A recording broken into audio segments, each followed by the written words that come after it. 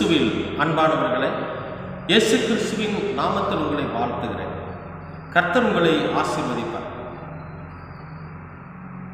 1 கொரிந்தியர் 13ஆம் அதிகாரத்தில் அன்பை குறித்து நிறையா சொல்லியிருப்பாங்க. நிறையா விஷயங்கள் அன்பு என்னென்ன செய்யும், அன்பு இருந்தால் என்னென்ன நடக்கும் அப்படிங்கிறத குறித்து வேதத்தில் அழகாக எழுதப்பட்டிருக்கு. இன்றைய அனுதின உணவுக்காக அதிலிருந்து ஒரு வார்த்தையை மட்டும் நான் இன்றைக்கு உங்களுக்கு பதிவிடுறேன். என்னன்னு கேட்டிங்கன்னா, 13ஆம் அதிகாரம் 7வது வசனம், அன்பு சகலத்தையும் தாங்கும், அன்பு சகலத்தையும் விசுவாசிக்கும், அன்பு சகலத்தையும் நம்பும், அன்பு சகலத்தையும் சகிக்கும். இதில் சகலத்தையும் தாங்கும் அப்படிங்கிற ஒரு வார்த்தையை தான் நான் இன்றைக்கி உங்களோட பதிவிடுறேன். அதாவது தாங்குதல் அப்படிங்கிறது என்னன்னு கேட்டிங்கன்னா, அம்மா, அப்பா, பெற்றோர்கள் இவங்க தன்னுடைய மகன் ஒரு தப்பு பண்ணிடுறான்னு வைங்க,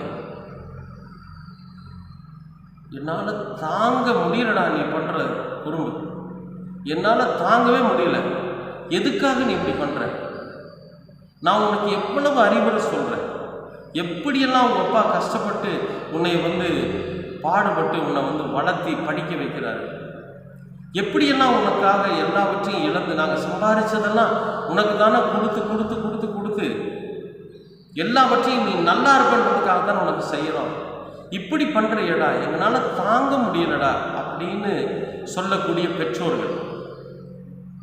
இப்போ இவங்க சொல்கிற இந்த வார்த்தையை அந்த பையன் உணர்ந்துக்கிறான், தெரிஞ்சுக்கிறான். ஓ, அப்பா அம்மா நமக்காக இவ்வளோ இழந்துட்டாங்களா, பெற்றோர்கள் நமக்காகவே வாழ்ந்துட்டு இருக்கிறாங்களா, அப்பாவும் அம்மாவும் நம்ம மேலே இவ்வளோ நம்பிக்கை வச்சிருக்கிறாங்களா அப்படின்னு சொல்லி அவன் பெரிய நஷ்டத்தை உண்டு பண்ணிட்டான் வீட்டுக்கு. அவங்க அப்பா அம்மா சம்பாதிச்ச எல்லாத்தையும் அழிச்சிட்டான், குடிச்சோ அல்லது விபச்சாரம் பண்ணியோ ஏதாவது ஒன்றை பண்ணி அழிச்சிட்டான்.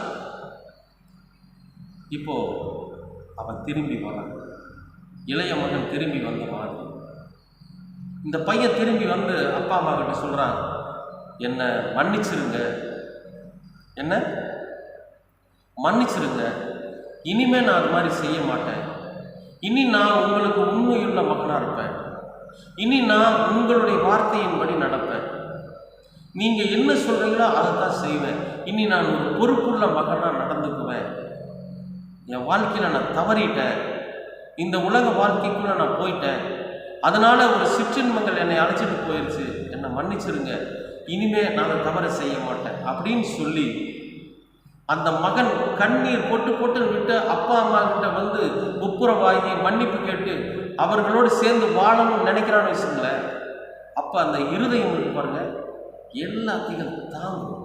அவன் செய்த தவறுகளை தாங்கிக்கும், அவன் ஏற்படுத்தின நஷ்டத்தை தாங்கிக்கும், அவன் தன்னை பார்த்து பேசின பேச்சுக்களை தாங்கிக்கும்.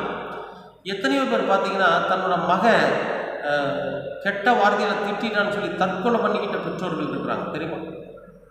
ஆனால் இந்த அன்பு தான் பையன் மேலே வச்சிருக்கிறப்போ அவன் மனம் திரும்பி வர்றப்ப இதை எல்லாவற்றையும் தாங்கிக்கும் அந்த மனசு. சரி விடுப்பான், இனிமே நீ நல்லா இரு. அப்போ ஒவ்வொரு நாளும் அவன் சும்மா சொல்லிட்டானே அப்படிங்கிறதுக்காக வேண்டி அல்ல, என்றைக்கு அவன் தன்னை உணர்ந்து பெற்றோர்களிடத்தில் வந்தானோ அதற்கு பிறகு ஒவ்வொரு நாளும் தான் பெற்றோர்கள் என்ன செய்ய சொல்கிறாங்கன்னு கேட்டு கேட்டு அவன் செய்கிறப்போ இன்னும் அதிகமான அன்பு அந்த மகன் மீது பெற்றோர்களுக்கு வந்துடும்.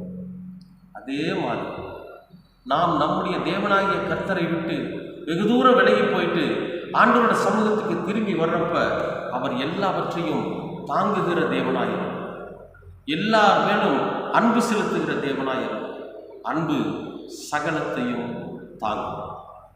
கர்த்தரிடத்தில் திரும்பி வருவோமா? நிச்சயமாகவே கர்த்தர் எல்லாவற்றையும் தாங்குகிற தேவனாய் இருக்கிறார். அன்பு சகலத்தையும் தாங்கும். அன்பின் பரலோக தெய்வமே ஸ்தோத்திரம், இந்த நாளுக்காக உங்களுக்கு நன்றி செலுத்துகிறோம். அன்பு சகலத்தையும் தாங்கும்.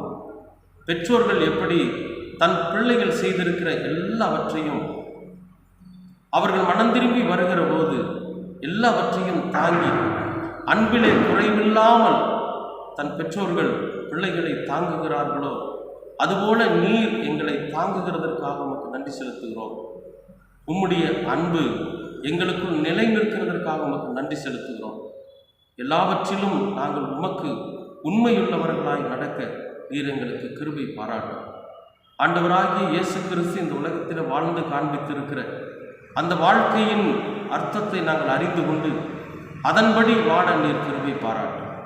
இயேசு கிறிஸ்துவின் வழியாய் கேட்கிறோம் நல்ல பிதாவே. ஆமென்.